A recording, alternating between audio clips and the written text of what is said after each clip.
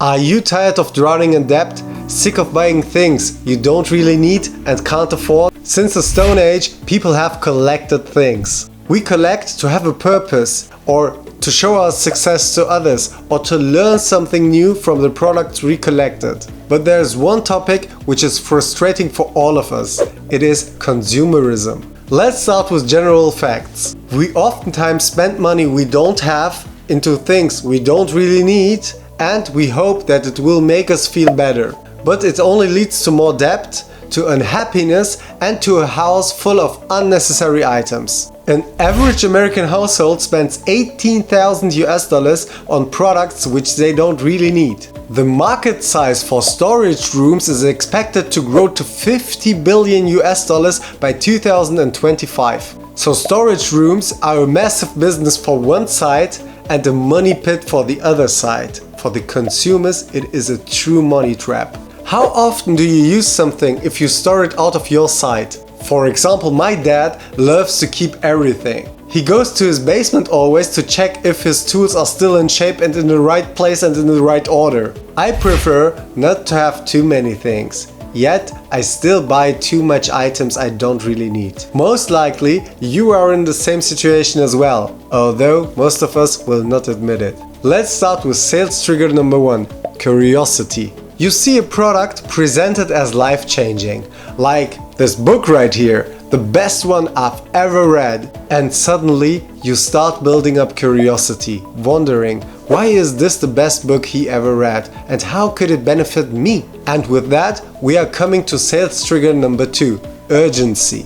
Now, if I added that this book right here, which was the best one I've ever read, changed my life immediately, making me organized directly, you start building up an urgency feeling. And if I'm then also highlighting that I achieved outstanding results in a short amount of time, you start questioning yourself if you can do the same thing by just buying that book. And subconsciously, you are now building up an inner drive to have that too. Coming now from the urgency trigger to trigger number 3, which is complexity. If I added now on these two sales triggers, which I mentioned before, now the complexity trigger, it could look like this. To make the necessary changes, it was too complex for myself to understand it alone, so I needed this book as a guidance. And besides this book, I also needed a mentor. This makes you think, okay, I got that, I need this book, but where can I find my mentor, right?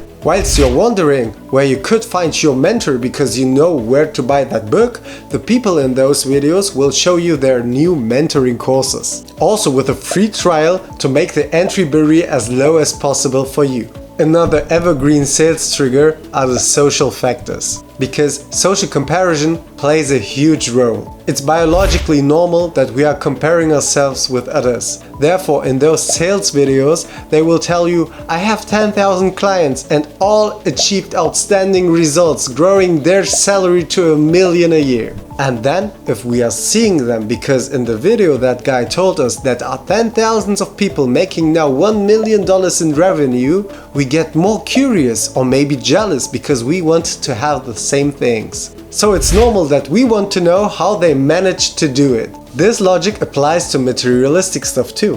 Why are brands so expensive?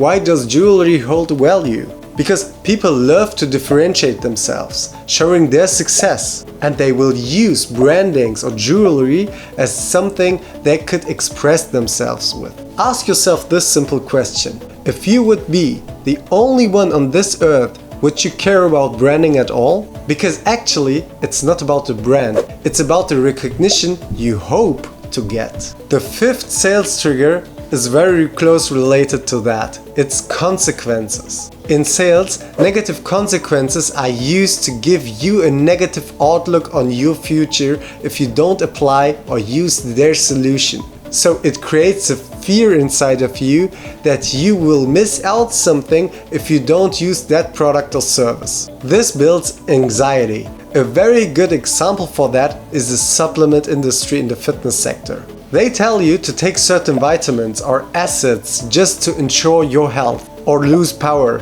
or feel less energized. Let's be honest, 99% of all people will be just fine with a normal diet. And now, most importantly, how can we build up resilience against those sales triggers? After we saw now a variety of sales triggers, it is now important that you question how you handle money and your finances. This is the first step which will help you build up discipline and affect your cash flow positively directly. Let us start here with the picture I love. A man protecting himself and the dominoes behind him from falling. This picture represents the importance of protecting yourself and your valuable assets towards the outside influences. Here are 4 tips how you can build up resilience, with the best one at last. First, focus on your must-haves. So which items do you really need to live? Second, count the items you have in your possession. With that, you get the first feeling how many items you really own. An average American household contains around about 300,000 items. Third, define a budget for non-necessary items and stick to it. And now the fourth one, and the best one from my perspective: if you counted all the items you have in your possession, make sure to categorize and catalog them. On Collectum, our upcoming social commerce application, you will be able to do that. With that, you can track your collection's value and track the usage of your items. If you want to get rid of your items, you can sell them directly over the platform. Do you struggle to stay resilient against marketing influences? What products do you often fall for? Share in the comment section down below. If you liked our content, make sure to like and subscribe to our channel. Also follow us on social media, all links in the description box down below. Seeing you in the next one. Bye.